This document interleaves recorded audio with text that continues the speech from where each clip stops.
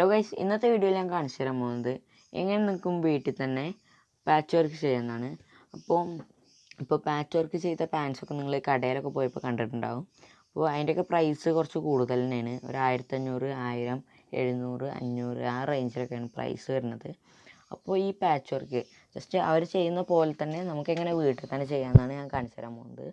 അപ്പോൾ അതിനായിട്ട് നമുക്ക് ആകെ വേണ്ടത് 2 സാധനങ്ങളാണ്. ഒന്ന് സാൻഡ് പേപ്പർ, ഒന്നൊരു കട്ടിങ് നൈഫ്. ഇത് രണ്ടും മാത്രം മതി നമുക്ക്. ഇത് രണ്ടും ഉണ്ടെങ്കിൽ തന്നെ നമുക്ക് ചെയ്യാം. അപ്പോൾ പിന്നെ നമ്മൾ ആദ്യം തന്നെ വേണ്ടത് നമുക്ക് കുറച്ച് കട്ടി കൂടിയൊരു പാത്രം. അതെടുത്തതിന് ശേഷം ഈ പാൻറ്റിൻ്റെ ഉൾഭാഗത്ത് ഇങ്ങനെ വെക്കുക.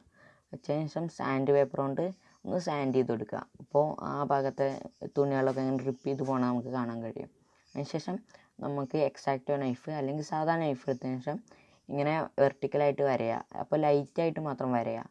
അപ്പോൾ അങ്ങനെ ചെയ്താൽ തന്നെ ആ ഭാഗത്തുള്ള മാറ്റം നമുക്ക് കാണാൻ കഴിയും. ഈ സ്റ്റെപ്പ് ഒരു 2-3 പ്രാവശ്യം നമ്മൾ ട്രൈ ചെയ്ത് നോക്കുക. 2-3 പ്രാവശ്യം ചെയ്താൽ തന്നെ നമുക്ക് ആ ഫിനിഷിങ് ആയിട്ടുള്ള ആ ലുക്ക് കിട്ടും. ഭയങ്കര പെർഫെക്ഷനാണ് ഇങ്ങനെ ചെയ്ത് കഴിഞ്ഞാൽ. അപ്പോൾ ഇതേ മെത്തേഡ് തന്നെയാണ് ഈ പ്രൊഡക്ഷനിലൊക്കെ ചെയ്യണത്.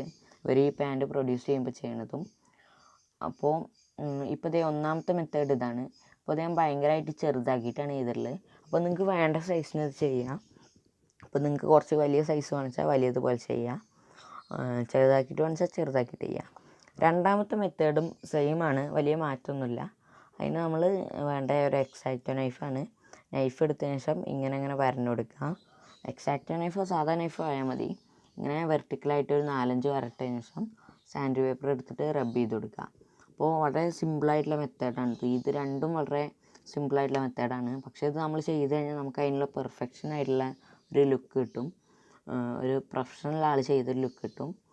ഇങ്ങനെ ഒരു 2-3 വട്ടം ഈ സ്റ്റെപ്പ് റിപ്പീറ്റ് ചെയ്യുക. റിപ്പീറ്റ് ചെയ്തതിന് ശേഷം നമ്മൾ ജസ്റ്റ് ഒന്ന് തിരുമ്പുക. ഓക്കെ ഗൈസ്, ഇന്നത്തെ വീഡിയോ ഇത്രയേ ഉള്ളൂ. വീഡിയോ ഇഷ്ടപ്പെട്ടാൽ നിങ്ങൾ ലൈക്ക് ചെയ്യുക. അതുപോലത്തെ വീഡിയോസിന് ചാനൽ സബ്സ്ക്രൈബ് ചെയ്യുക. ഓക്കെ ഗൈസ്, പുതിയൊരു വീഡിയോ